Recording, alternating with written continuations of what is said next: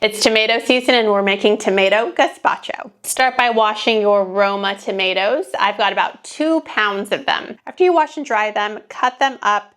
They only need to be chopped since everything is going to get pureed.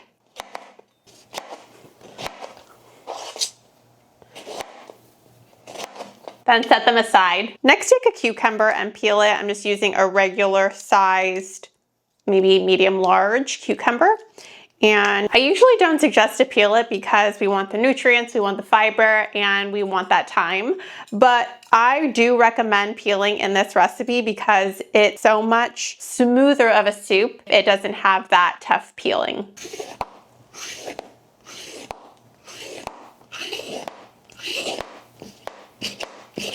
I'm not worried about making mine perfect, so if you miss some spots, that's going to be totally fine.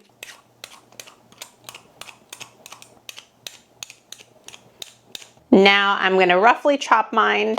It's all going to get pureed, but it's going to make the blending process a little bit easier. In the same bowl as my tomatoes. Next, I'm going to take a red bell pepper and chop it. Again, it's going to be pureed, so no need to make it look pretty. Just to make it a little bit easier on your blender. Make sure you wash all your produce beforehand. To the same bowl.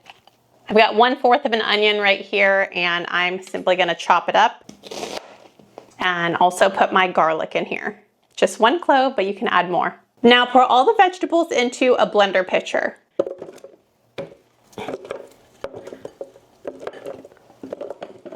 And we're going to blend it up for just a few minutes until everything gets pureed together.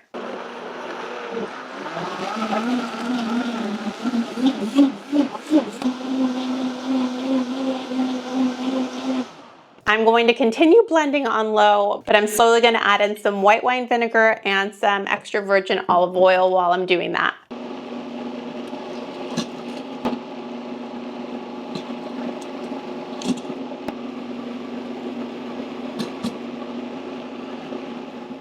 I'm also going to add in a little salt. I'm using Himalayan salt because that's the only salt I have right now, but you can use regular iodized salt. Now I'm going to take a fine mesh strainer and I'm going to strain my soup into this bowl. It's also going to require that you have a spoon so that you can move it around when the strainer might get clogged. This is going to really help thin out your soup and make it much smoother. Some people like the thick soup, they want that extra fiber. So if that's you, the flavors are already really good. But if you like a thinner soup, you can do this extra step and strain it. And this is what I mean by move it around. This will move some of the pulp out of the way and allow the liquid to fall through it. You'll see the pulp getting a lot thicker.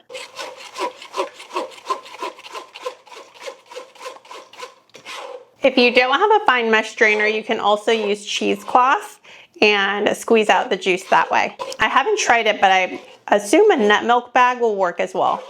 And this is good stuff right here. This pulp can be used in other things. Maybe it can thicken up another soup if you want it to.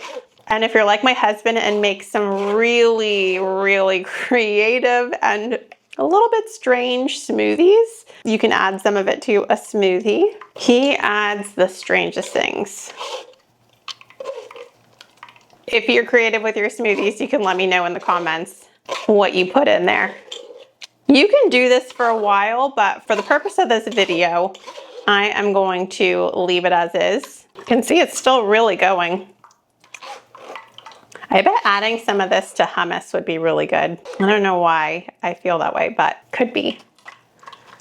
Or even using it as a dip of some sort. I'm going to put it back over my pitcher so that it doesn't make a huge mess. Now I'm going to put a plate over it and let it sit in the refrigerator for about 5 hours to let the flavors really meld together, and then I'll show you what it looks like when it's done. Alrighty. The flavors have been sitting and getting stronger. And now I'm gonna serve myself up a little bowl. And if I were eating this at home and I wasn't filming, I would probably leave the pulp in. I do like that thickness, but I know not everyone does. So I showed you how I would strain it. And here is this delicious soup. Oh, it's so good. It's a perfect blend of tanginess with a little bit of sweetness from the tomatoes, and it's so fresh. I also love that it's cold. I'm a soup year-round person, so the fact that I can have a summer soup is very pleasing to me. If you want the recipe, let me know in the comments and I'll send it over to you.